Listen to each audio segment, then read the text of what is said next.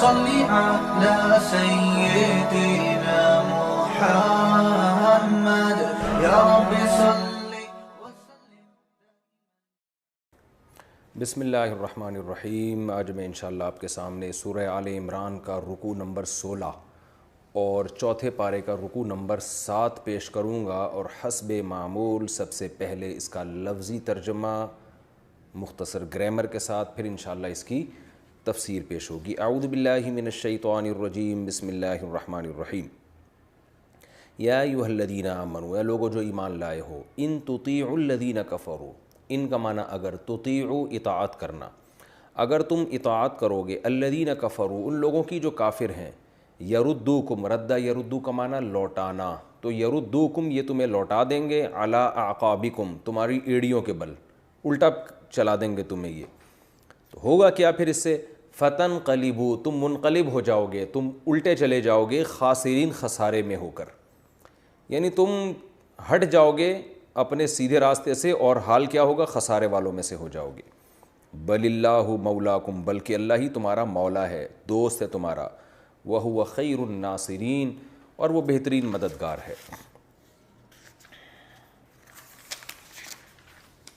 سنلقی فی قلوب الذین کفروا الرعب، عن قریب ہم ڈال دیں گے، فی قلوب الذین ان لوگوں کے دلوں میں، الذین کفروا جو کافر ہیں، القا یلقی القاء ڈالنا، سا کا معنی عن قریب بہت جلد، بس ابھی کر رہے ہیں یہ کام، نلقی ہم ڈال دیں گے ان لوگوں کے دلوں میں جو کافر ہیں، الرعب رعب ڈال دیں گے، بما اشرکو اس لیے کہ انہوں نے شرک کیا ہے، باللہ اللہ کے ساتھ، ما ایسی چیز کو شریک کیا ہے، لم ینزل بہ کہ جس کے ساتھ اللہ نے نازل نہیں کی، سلطاناً کوئی دلیل، یعنی جس کے برحق ہونے کی اللہ نے کوئی دلیل نازل نہیں کی، ایسوں کو انہوں نے اللہ کے ساتھ شریک کیا ہوا ہے.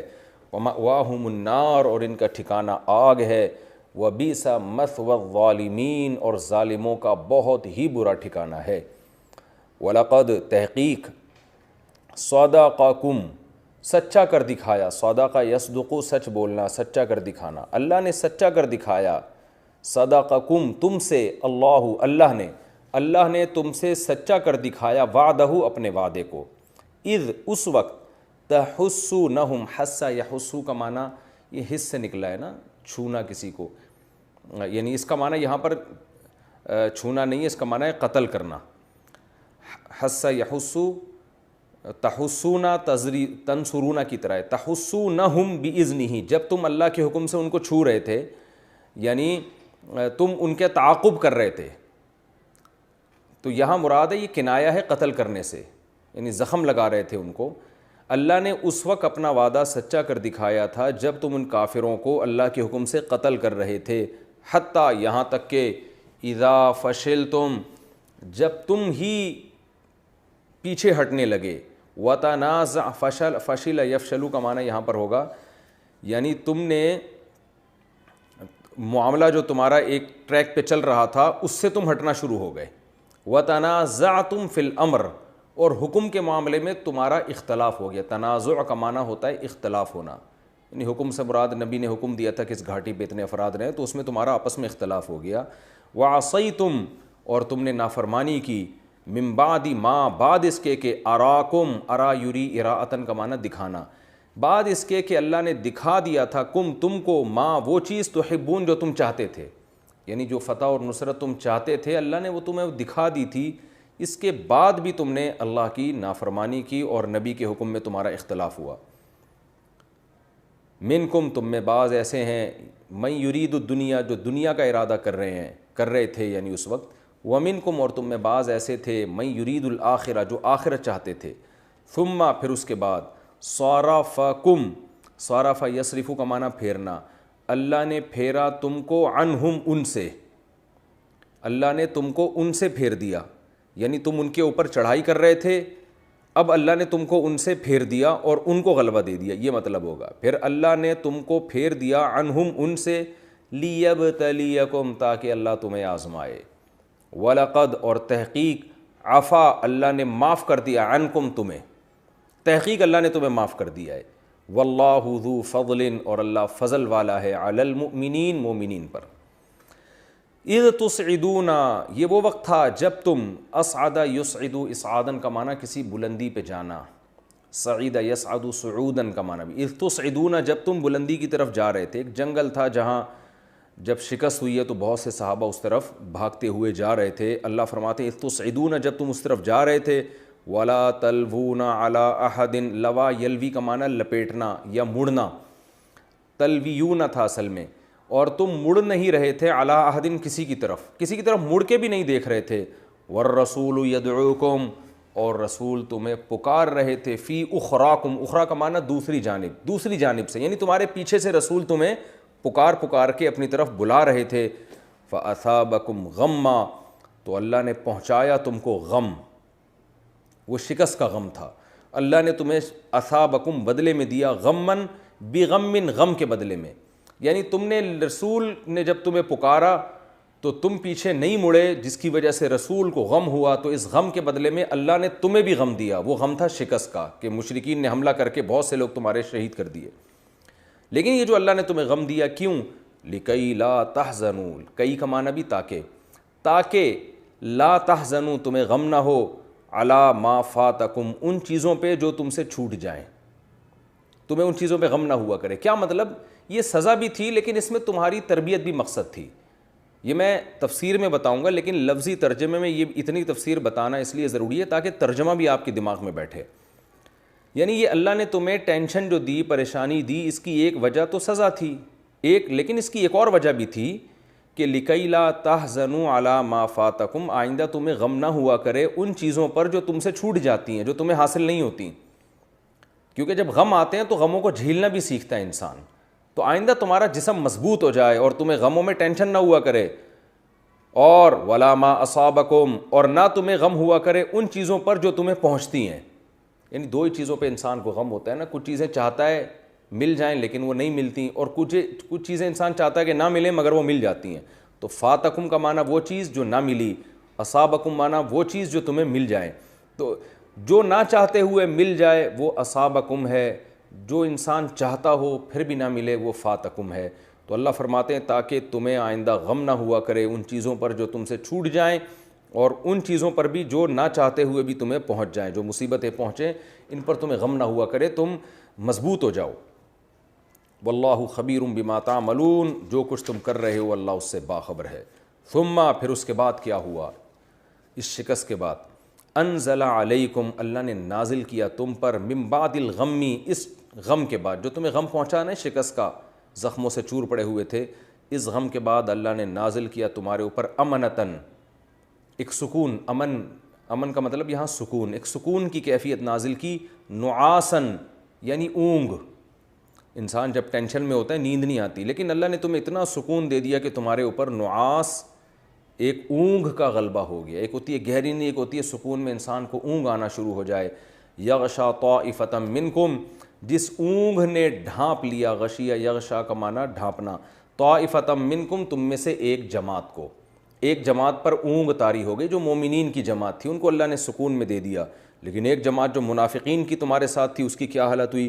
وطائفتن، اور ایک جماعت ایسی تھی، قد اہمتہم انفسہم، ان کے نفسوں نے ان کو، اہم یہم اہمامن کا معنی غم میں ڈالنا، فکر میں ڈالنا، ہم فکر کو بھی کہتے ہیں، ہموم اس کی جمع آتی ہے. تو ان کے نفسوں نے ان کو ٹینشن میں ڈال دیا، یعنی بجائے وہ سکون میں آنے کے اور ٹینشن میں چلے گئے. اور کیا ٹینشن تھی؟ یظنون باللہ، گمان کرنے لگے اللہ کے بارے میں، غیر الحق کی، غلط گمان، غلط باتیں اللہ کے بارے میں سوچنے لگے. ظن الجاہلیہ، زمانہ جاہلیت والے گمان، جیسے زمانہ جاہلیت کی ایک سوچ تھی کہ اللہ اپنے بندوں کے ساتھ غلط بھی کرتا ہے، تو یہ والی باتیں وہ سوچنے لگے.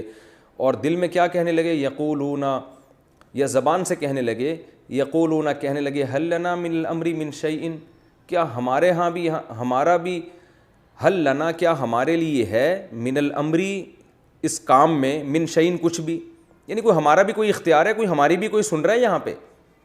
اب یہ منافقین نے ایسا کلام کیا تھا جس کے دو مطلب تھے. ایک مطلب تو یہ تھا کہ ہمارے تو مشوروں پر عمل ہی نہیں ہوا، اور جب نہیں ہوا تو اس کا نقصان یہ کہ آج اتنے لوگ مر گئے، اتنے شہید ہو گئے، اور اب شکست کھا کے یہاں بیٹھے ہوئے ہیں، تو ہماری تو کوئی سنتا ہی نہیں ہے، اور سب الٹا سیدھا ہو رہا ہے، یہ نقصان ہماری نہ سننے کی وجہ سے ہوا ہے، یہ اصل مطلب تھا۔ لیکن ڈرتے بھی تھے کہ ہم ایسی نیگیٹیوٹی پھیلائیں گے تو لوگ ہمارے خلاف ہو جائیں گے، تو اس کلام کا ایک دوسرا مطلب بھی نکلتا تھا۔ دوسرا مطلب یہ کہ بھائی جو کچھ ہو رہا ہے اللہ کی طرف سے ہو رہا ہے، ہمارا تو کوئی اختیار ہی نہیں ہے۔ یعنی منافق ایسی بات کرتا ہے نا کہ جب پکڑا جائے تو کہہ کہ بھائی اس کا یہ مطلب تھا، پکڑا نہ جائے تو پھر وہ نیگیٹیوٹی پھیلا رہا ہوتا ہے۔ تو حل لنا من الامر من شیء، کیا ہمارے لیے کچھ ہے؟ یعنی ہماری تو چل نہیں رہی، چل تو اللہ کی رہی ہے۔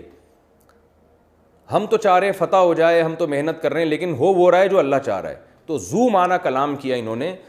ایک کلام کا صحیح مطلب تھا، ظاہر ہے ہوگا وہی جو اللہ چاہے گا، اور ایک غلط مطلب تھا، اس کا ایک دوسرا معنی غلط تھا کہ ہماری کچھ بھی نہیں سنی جا رہی، سب اپنی نبی اپنی مرضی کر رہے ہیں، اور یہ جو لوگ ہیں ایمان والے لوگ یہ اپنی مرضی کر رہے ہیں، جس کی وجہ سے ہمیں یہ نقصانات ہو رہے ہیں۔ تو اللہ فرماتے ہیں کہ ان سے کہہ دیجئے قل ان الامر کلہ للہ، یہ بات تو طے شدہ ہے کہ امر اختیار اللہ ہی کا ہے، جیسے اللہ کہے گا ویسے ہوگا۔ وہ فتح دینا چاہے گا فتح ہوگی، نقصان پہنچانا چاہے گا نقصان ہوگا۔ تو اگر تمہارے کلام کا یہ مطلب ہے تو یہ مطلب تو بالکل ٹھیک ہے، لیکن قرآن کہہ رہا ہے یخفون فی انفسہم، یہ اپنے دلوں میں چھپاتے ہیں۔ اخفا یخفی، اخفاء کا معنی چھپانا، ما وہ چیز چھپاتے ہیں، لا یبدون لکا جو ظاہر نہیں کر رہے آپ کے لیے۔ دل میں ان کے کچھ اور ہے، زبان پہ پوری بات ظاہر نہیں کر رہے، وہ دل میں کیا ہے؟ یقولون، یہ کہہ رہے ہیں، یعنی دل میں جو ہے نا وہ یہ بات ہے، یقولون کہہ رہے ہیں، لو کان لنا من الامر، اگر ہوتا ہمارے لیے اس معاملے میں شیء کچھ بھی، یعنی ہمارے لیے کچھ بھی اختیار ہوتا، یہاں پر ہماری بھی کچھ سنی جاتی، کچھ ہمیں بھی ویلیو دی جاتی، ما قتلنا ہا ہنا، تو یہاں ہم لوگ قتل نہ ہوتے۔ ہم سے مراد ہمارے لوگ، اتنے لوگ قتل ہو گئے یہ ہماری نہ سننے کی وجہ سے۔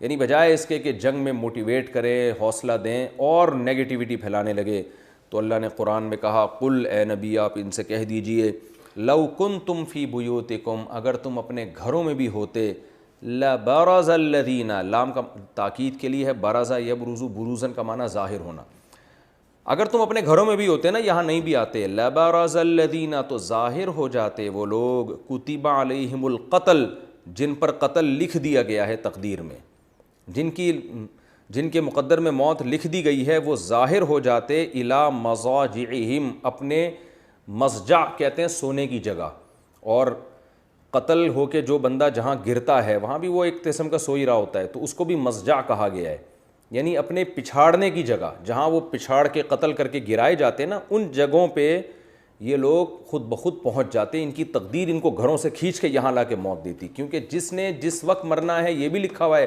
جہاں مرنا ہے یہ بھی لکھا ہوا ہے، تو ان کی بات سے نہیں ہوتا، جن کی مقدر میں موت ہے تقدیر ان کو گھروں سے نکال کے یہاں لا کے پچھاڑتی۔ وَلِيَبْتَلِيَ اللَّهُ مَا فِي صُدُورِكُمْ، اور یہ سب کچھ اس لیے ہوا ہے کہ اللہ آزمانا چاہتا ہے، یبتلی ابتلا سے، کہ اللہ جان لے ما فی صدورکم، تمہارے دلوں میں کیا ہے اللہ کے بارے میں۔ فتح میں تو پتہ چلتا ہے، شکست میں تم اللہ کے بارے میں کیا سوچتے ہو۔ وَلِيُمَحِّصَ مَا فِي قُلُوبِكُمْ، اور اللہ یہ بھی چاہتا ہے کہ جو کچھ تمہارے دلوں میں ہے اللہ اس کو خالص کر دے، تمحیص کا معنی اس میں نکھار پیدا کر دے، آزما کے اس کو مضبوط کر دے تمہارے دلوں کو۔ واللہ علیم بذات الصدور، اللہ سینوں کے بھیدوں کو خوب جانتا ہے۔ ان الذین، بے شک وہ لوگ، تولوا منکم، جنہوں نے تم میں سے پیٹھ پھیری، تولوا میدان غزوہ احد میں پیٹھ پھیری ہے جن لوگوں نے، یوم، اس دن، التقى الجمعان، جس دن دو جماعتوں کی آپس میں ملاقات ہوئی تھی۔ التقا یلتقی التقاء کا معنی ملاقات کرنا، لقیہ یلقا سے باب افتعال ہے۔ جمعان، جمع ایک جماعت، جمعان دو جماعتیں، یعنی کافر اور مسلمانوں کی جماعتوں کی جب آپس میں ملاقات ہوئی تھی، اس دن جن لوگوں نے پیٹھ پھیری ہے، انما، وہ صرف اس لیے تھی، استزلہم الشیطان، شیطان نے ان کو پھسلا دیا۔ زلہ، زے کے ساتھ اس کا معنی ہوتا ہے پھسلنا، زلل یزللو پڑھا جاتا ہے، زل یزللو۔ عجیب بات ہے، آپ دیکھیں عربی میں ایک لفظ ہے ذلہ، ذال کے ساتھ، اس کا معنی ہے ذلیل ہونا، ایک ہے ضاد کے ساتھ ضلہ، اس کا معنی ہوتا ہے گمراہ ہونا، ایک ہوتا ہے زا کے ساتھ ذلہ، اس کا معنی ہوتا ہے پھسلنا، اور ایک ہوتا ہے وا کے ساتھ ضلہ، اس کا معنی ہوتا ہے چھاؤں میں آنا۔ تو ہر لفظ کا الگ مطلب ہے، لیکن پبلک سب کو ذلہ ہی پڑھ رہی ہوتی ہے۔ تو انما استزلہم الشیطان، شیطان نے ان کو پھسلا دیا تھا سیدھے راستے سے، کیوں؟ ببعض ما کسبوا، جو کچھ انہوں نے غلطی کی ہے، کسبو کا معنی جو غلطی کی ہے، اس غلطی کے بعض کی سزا کے طور پر، اس غلطی کے بعض کے بدلے میں، بی کا معنی بوجہ، بعض سبب کے لیے بھی آتا ہے کہ شیطان نے ان کو پھسلا دیا تھا، بی بعضی، بعض اس غلطی کے بدلے میں، ماں کا سبو جو انہوں نے کی، یعنی غلطی کی پوری سزا نہیں ہے، یہ غلطی کی تھوڑی سی سزا ہے۔ وہ غلطی کیا تھی؟ وہی گھاٹی سے ہٹ جانا۔ تو اس غلطی کی وجہ سے شیطان نے ان کو پھسلا دیا اور ان کے حوصلے پست کروائے شیطان نے۔ لیکن کیا ہے؟ وَلَقَدْ، تحقیق، عَفَى اللَّهُ عَنْهُمْ، اللہ ان کو معاف کر چکا ہے۔ لقد کا معنی یہ کام ہو چکا ہے، اس پہ ٹینشن نہ لو۔ ان اللہ غفور حلیم، بے شک اللہ معاف کرنے والا، حلیم بہت زیادہ بردبار ہے، برداشت والا ہے۔ یہ تو اس کا لفظی ترجمہ ہوا، اب ہم انشاءاللہ اس کی تفسیر کی طرف چلتے ہیں۔ غزوہ احد کے واقعات ہی چل رہے ہیں، اس میں بہت طویل واقعہ اللہ نے غزوہ احد کا بیان کیا، کیونکہ اس میں صحابہ کے حوصلے بہت پست ہوئے تھے، پھر دوبارہ انہوں نے ہمتیں کی، کہیں صحابہ کو تنبیہ ہو رہی ہے، کہیں ان کی تعریفیں ہو رہی ہیں، دونوں چیزیں ساتھ ساتھ چل رہی ہیں تاکہ قیامت تک آنے والے انسانوں کو سبق حاصل ہو۔ تو ہوا یہ تھا کہ جب غزوہ احد میں شکست ہوئی ہے اور یہ خبر پھیل گئی کہ آپ صلی اللہ علیہ وسلم شہید ہو چکے ہیں، تو مسلمانوں میں جو اہل اسلام میں منافقین بھی تھے، وہ ہر وقت اس ٹوہ میں لگے رہتے تھے کوئی موقع ملے تو انہوں نے، بعض صحابہ کے تو حوصلے ویسے ہی پست ہو گئے نبی سے محبت کی وجہ سے، لیکن منافقین کو موقع مل گیا، انہوں نے کہا کہ بھئی دیکھو اب محمد صلی اللہ علیہ وسلم تو شہید ہو گئے، قتل ہو گئے، اب کیا ہم کس کو فالو کریں؟ تو پرانا جو ہمارے باپ دادا کا جو دین تھا، کیونکہ منافق یہودیت پہ تھے، تو ہم اسی یہودیت کی طرف چلتے ہیں۔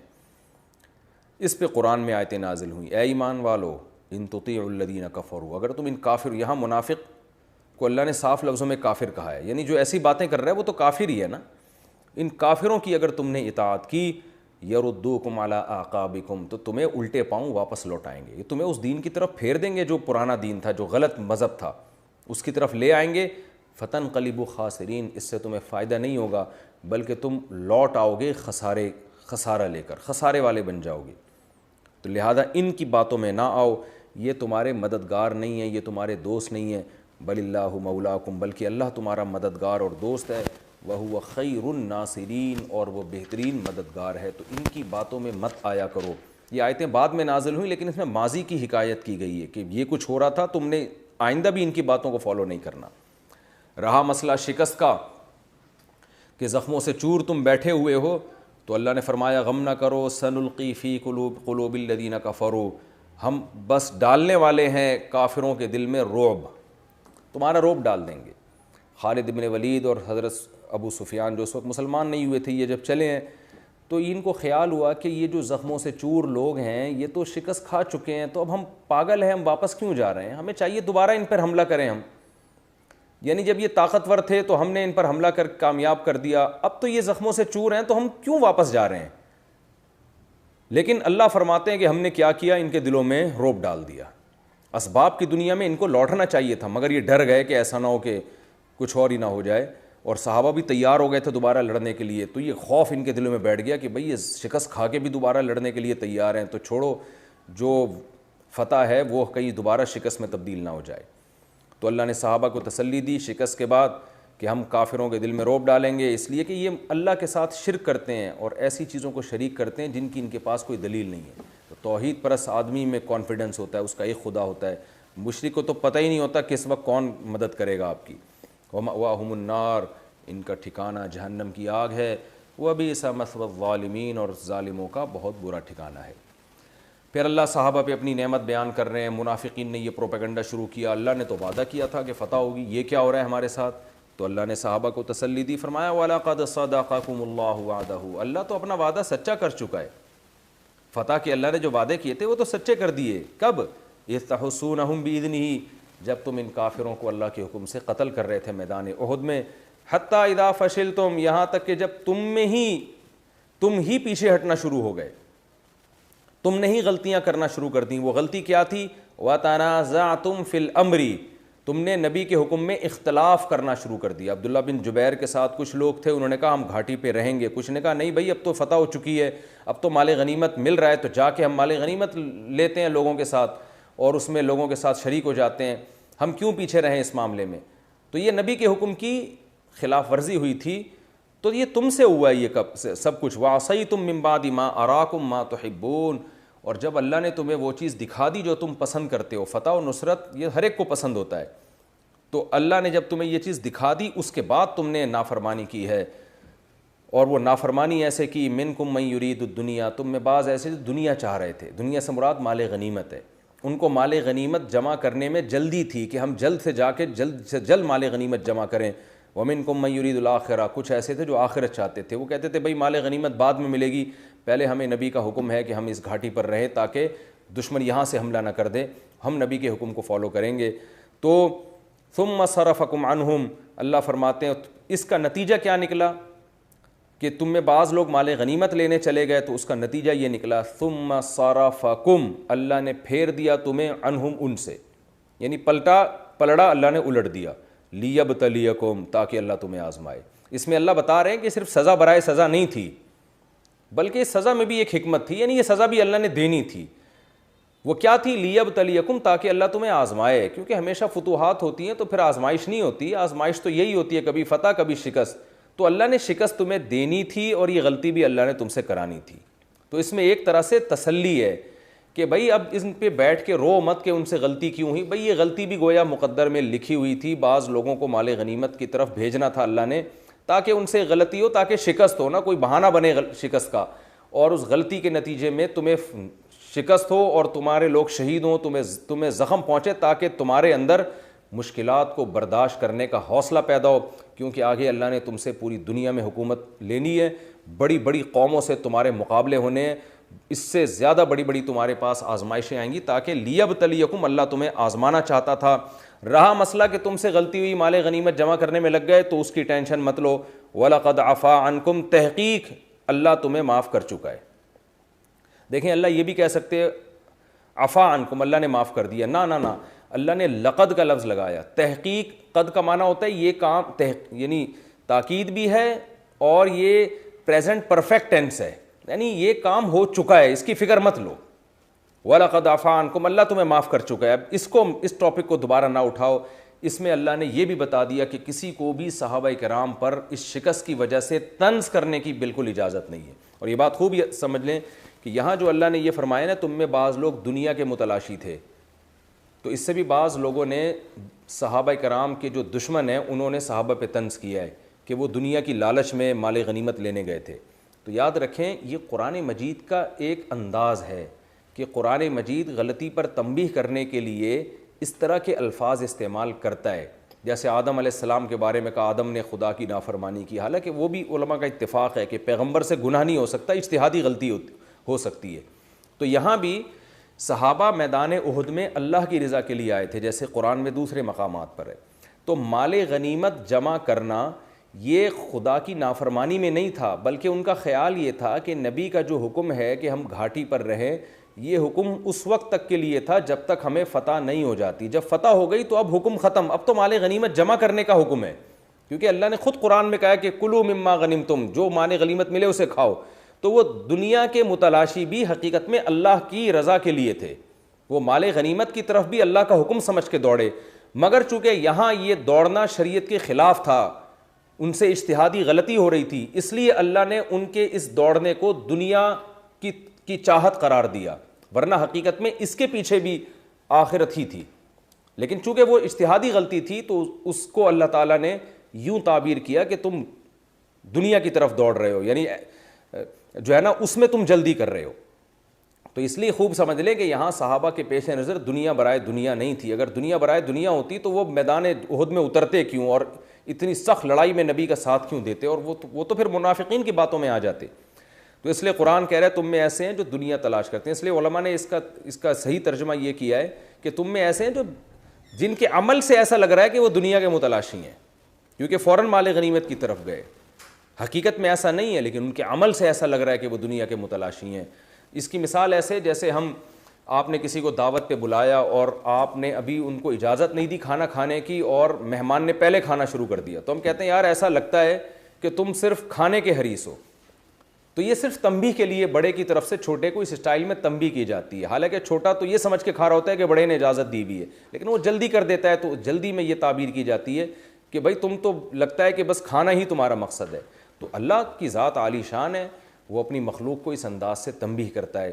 جیسے یونس علیہ السلام کو تنبیہ کی کہ یونس فظن ان لن نقدر علیہ, یونس ہماری اجازت کے بغیر فرار ہوئے, اور یونس یہ سمجھا کہ ہمیں یونس علیہ السلام پر قدرت ہی نہیں ہے. حالانکہ پیغمبر تو یہ سمجھ ہی نہیں سکتے کہ اللہ کو ہم پہ قدرت نہیں ہے. پیغمبر کا تو عقیدہ ہوتا ہے کہ اللہ جب چاہے, لیکن یونس کا عمل سے بظاہر ایسا لگ رہا ہے جیسے اللہ تو وہ چھوڑ دے گا آپ کو اور آپ جائیں جہاں چاہیں اپنی قوم کو, لیکن اللہ کا انداز ہے, وہ صاحب جلال ہے, وہ اپنے بندوں کو اسی انداز میں تنبیہ کرتا ہے. اس لیے یونس علیہ السلام کے بارے میں اللہ نے کہا کہ یونس یہ سمجھے کہ اللہ کو یونس پر قدرت ہی نہیں ہے اور اللہ یونس کو پکڑ ہی نہیں سکتا.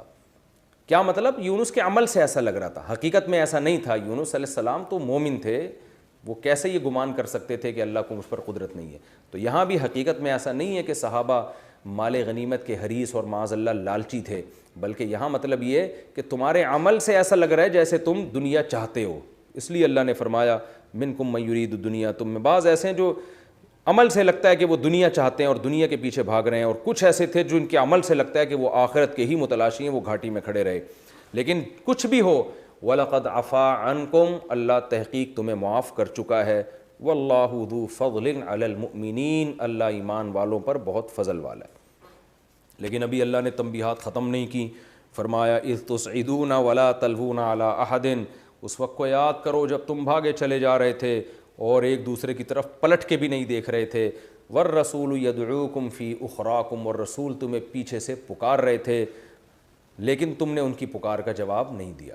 نبی نے 2 دفعہ پکارا تھا, ایک تو جب حملہ ہوا دوبارہ پلٹ کے, تو اس وقت تو بہت لوگ شہید ہوئے اور صحابہ کے قدم اکھڑ گئے اور پتھراؤ ہو رہا تھا. نبی اکیلے کھڑے ہوئے تھے, چند صحابہ بہت ہی بہادری کا مظاہرہ کرتے ہوئے آپ کے ساتھ تھے, اور اکثر حضرات وہ فرار ہونے لگے یہ سوچ کر کہ ہمارا اب یہاں میدان میں رہنے کا فائدہ نہیں ہے, کیونکہ لازمی موت ہی ہے اس صورت میں, کچھ بھی نہیں, یعنی ہم لڑ ہی نہیں سکتے اب. تو ایسی صورت میں شرعاً بھاگنا بھی جائز ہے جب آپ کو یقین ہو کہ اب لڑائی کا امکان ہے ہی نہیں. لیکن نبی نے جب پکارا تو بعض کا تو خیال تھا نبی شہید ہو چکے ہیں, اس لیے ان کا یہ خیال تھا کہ یہ نبی کی آواز نہیں ہے. تو بعض کا یہ حوصلے پست ہو چکے تھے.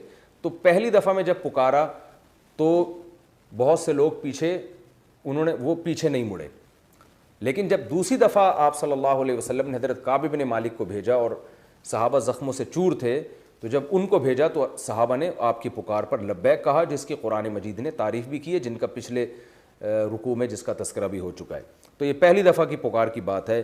تو اللہ فرماتے ہیں فَأَثَابَكُمْ غَمًّا غَمًّا بِغَمٍّ, تو اللہ نے تمہیں بھی غم دیا غم کے بدلے میں. تم نے رسول کی پکار کا جواب نہیں دیا, جس سے رسول کو غم ہوا, وہ میدان میں چند حضرات کے ساتھ اکیلے رہ گئے, تو اس کی وجہ سے اللہ نے تمہیں بھی غم دیا. وہ غم کیا دیا کہ شکست اور پکی ڈھکی ہو گئی. لِكَيْ لَا تَحْزَنُوا, لیکن وہی بات ہے, اللہ جہاں صحابہ کے بارے میں یہ بتاتا ہے کہ تم سے غلطی پہ میں نے یہ سزا دی, وہاں فوراً اللہ آپ دیکھ رہے ان آیتوں میں بار بار یہ بھی بتا رہا ہے کہ یہ سزا برائے سزا نہیں تھی, صحابہ کو تسلی دینے کے لیے. تو یہاں بھی اللہ کہہ رہے اللہ نے تمہیں اس غم کے بدلے میں غم تو دیا, لیکن یہ بھی غم برائے غم نہیں تھا, بلکہ لِكَيْ لَا تَحْزَنُوا عَلَىٰ مَا فَاتَكُمْ, اللہ چاہتا ہے تمہارے اندر یہ ایبیلٹی ہو, یہ قابلیت ہو کہ آئندہ تمہیں غم ہوا کرے تو اس کو پہ زیادہ ٹینشن نہ لیا کرو. وَلَا مَا أَصَابَكُمْ, کوئی چیز چھوٹ جائے تو اس پہ بھی غم نہ ہو, اور کوئی مصیبت پہنچ جائے تو اس پہ بھی غم نہ ہو. یعنی تمہیں مضبوط بنانا بھی مقصد ہے. جو لوگ مصیبتیں جھیل چکے ہوتے ہیں وہ مصیبتیں جھیلنے کے عادی ہوتے ہیں. جن پر کبھی ٹینشنیں گزری نہ ہوں ان بیچاروں کو کیا پتہ کہ ٹینشن کیا ہوتی ہے, وہ آئندہ بڑے کام کر نہیں سکتے.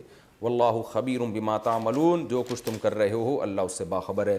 پھر اس کے بعد کیا ہوا, ثم انزل علیکم من بعد الغم امنۃ, پھر اللہ کی رحمت دوبارہ متوجہ ہوئی. تم زخموں سے چور پڑے ہوئے تھے, لیکن اللہ نے تمہیں جو خوف کی حالت تھی اس کو تبدیل کر دیا. جو مومن تھے, مخلص تھے, ان سے خوف کو اللہ نے دور کیا.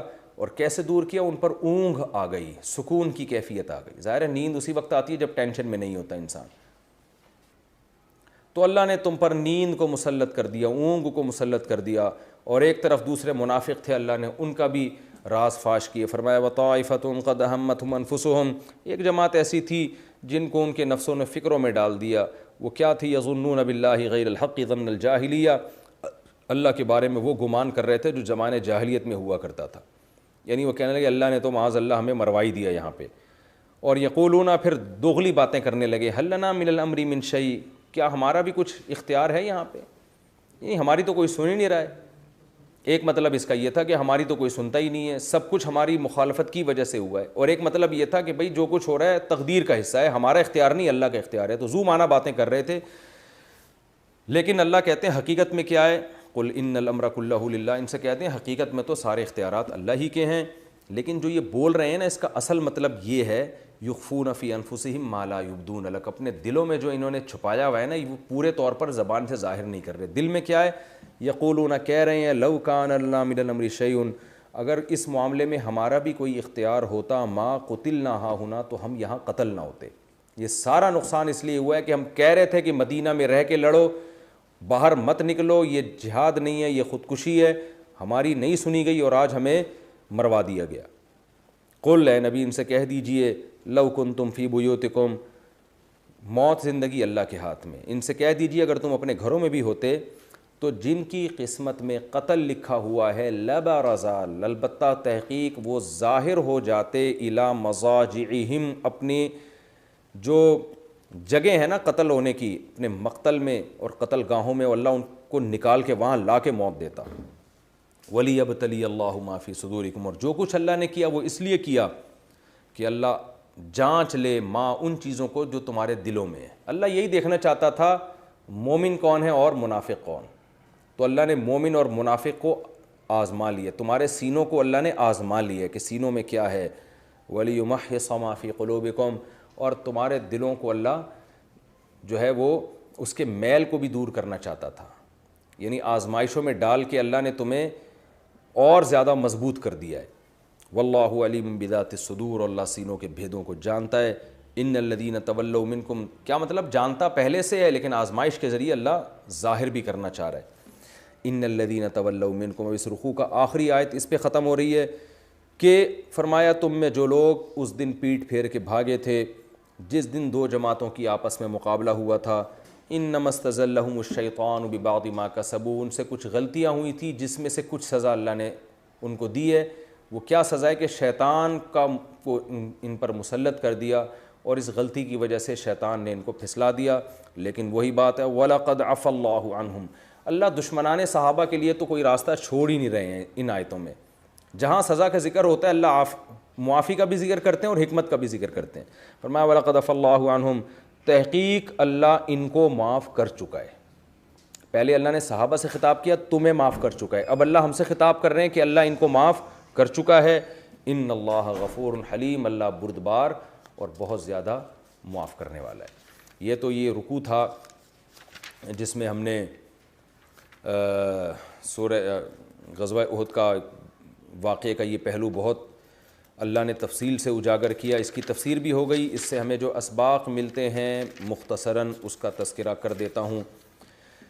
پہلی بات تو یا ایھا الذین آمنوا ان تطیعوا الذین کفروا یردوکم علی اعقابکم, کافروں کی اتباع کرو گے تمہیں دین سے پھیر دیں گے. اور یہ کافر کی اتباع کب ہو رہی تھی؟ جب یہ خبر پھیل گئی تھی کہ نبی صلی اللہ علیہ وسلم کی شہادت ہوئی ہے. اس سے پتہ چلتا ہے کہ جب بھی کوئی غم کی خبر پھیلتی ہے تو اس میں دو طرح کے لوگ ہوتے ہیں, ایک حوصلہ توڑنے والے اور ایک حوصلہ دینے والے.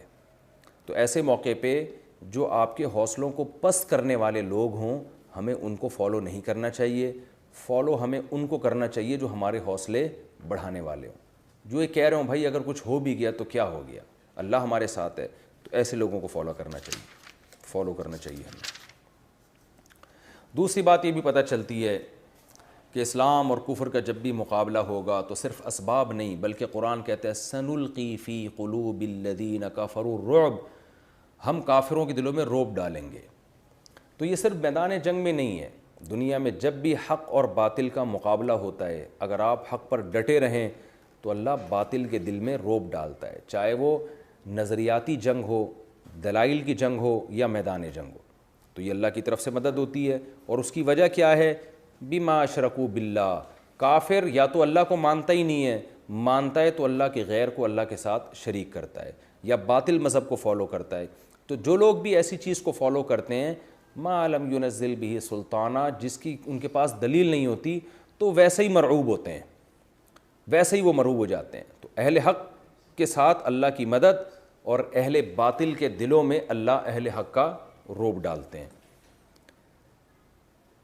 ان آیتوں میں صحابہ کی بہت زبردست فضیلت ہے۔ دیکھیں غلطی ہر انسان سے ہو سکتی ہے، ہمارا یہ عقیدہ نہیں ہے کہ صحابہ غلطی سے پاک تھے یا گناہ سے پاک تھے، لیکن آپ ان کی غلطیوں کو دیکھیں کہ قرآن ان کی اس غلطی کو بیان کر کے بھی تسلیاں دے رہا ہے کہ بھئی یہ جو تم سے غلطی ہوئی اور جو تمہیں سزا ملی تو اس میں بھی حکمتیں تھیں، گویا اللہ نے یہ ہونے دیا۔ جیسے آدم علیہ السلام سے غلطی ہوئی اور جنت سے نکالا تو یہ تو کام اللہ نے ویسے ہی کرنا تھا، اللہ نے انسانوں کو جنت میں تھوڑی رکھنا تھا، اس کا ایک بہانہ بنایا گیا کہ جی آدم سے غلطی کروا دی گئی، اور پھر ایک سبق مل گیا کہ غلطی ہوگی تو تم نے توبہ کرنی ہے جیسے آدم نے کی، غلطی پہ شیطان کی طرح قائم نہیں رہنا۔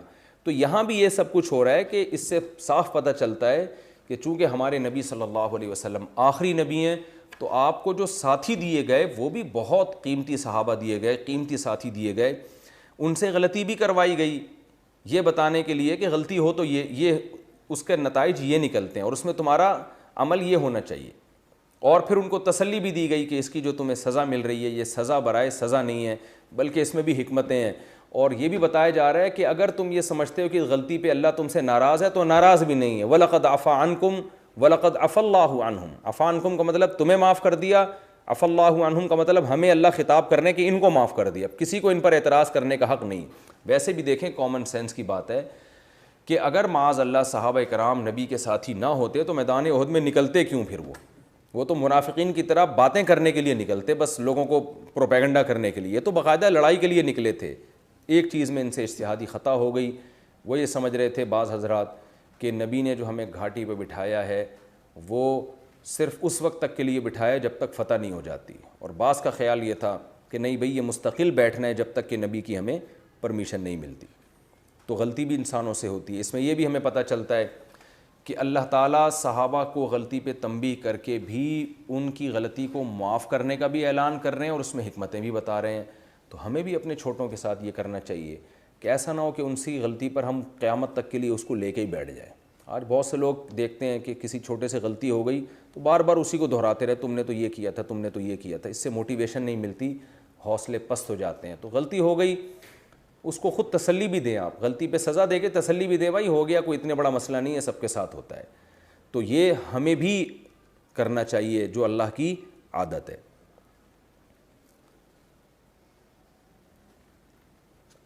اس میں ہمیں یہ بھی پتہ چلتا ہے کہ اللہ کی طرف سے جو غم آتے ہیں وہ ہمیں بنانے کے لیے بھی آتے ہیں۔ لِكَيْ لَا تَحْزَنُوا عَلَىٰ مَا فَاتَكُمْ، تم سے کچھ چھوٹ جایا کرے تو غم نہ ہوا کرے، تمہیں کوئی مصیبت پہنچے تو غم نہ ہوا کرے۔ آج بچوں کو جس طرح سے پالتے ہیں والدین، اتنا ممی ڈیڈی بنا دیتے ہیں کہ ان میں ٹینشن برداشت کرنے کی صلاحیت ہی نہیں ہوتی، بڑے ہو کر پھر وہ ڈپریشن اور اسٹریس کے مریض بنتے ہیں۔ تو بچوں کو تھوڑا سا جو ہے نا سختی بھی کرنی چاہیے کبھی کبھار ان کے اوپر، تاکہ تھوڑی تھوڑی سختیاں جھیلنے کی بھی عادت ہو ان کو، اور ہر خواہش ان کی پوری نہ کریں۔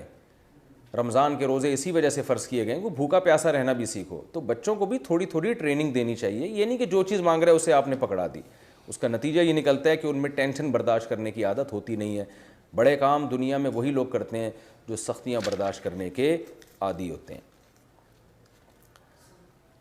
اور ہمیں یہ بھی پتہ چلتا ہے کہ جب بھی کوئی آزمائش آتی ہے تو دو طرح کے لوگ، یعنی انسان دو طرح کے حصوں میں ڈیوائیڈ ہو جاتے ہیں، مخلص اور منافق۔ تو آزمائشوں میں دیکھنا چاہیے ہمیں کون ایسا ہے جو مخلص ہے اور کون ایسا ہے جو منافق ہے۔ تو یہ باتوں سے آپ کو پتہ چلے گا کہ کون اس وقت مثبت چیزوں کو پروموٹ کر رہا ہے اور کون اس وقت نیگیٹیوٹی کو فروغ دے رہا ہے۔ اللہ تعالی ہمیں سمجھنے کی، عمل کی توفیق عطا فرمائے۔ اگلا ایپیسوڈ ہمارا جو ہوگا وہ انشاءاللہ ہم سورہ آل عمران کا رکوع نمبر 17 اور چوتھے پارے کا رکوع نمبر 8، یہ انشاءاللہ اگلے ایپیسوڈ میں پیش کروں گا۔ وما علینا الا البلاغ۔